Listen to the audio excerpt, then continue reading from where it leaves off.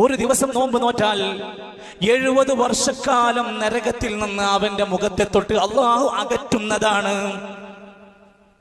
70 വർഷക്കാലം നരകത്തെ തൊട്ട് അള്ളാഹു കാത്ത് അവനെ സംരക്ഷിക്കുന്നതാണ്.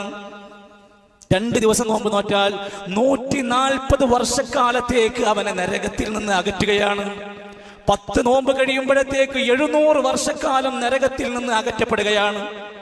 അൽഹംദുലില്ലാഹ് ബിഇദ്നില്ലാഹ് 30 നോമ്പ് പൂർത്തിയാക്കാൻ കഴിഞ്ഞാൽ 2100 കൊല്ലം അവൻ നരകത്തിൽ നിന്ന് അകറ്റപ്പെടുകയാണ്. സുബ്ഹാനല്ലാഹ്.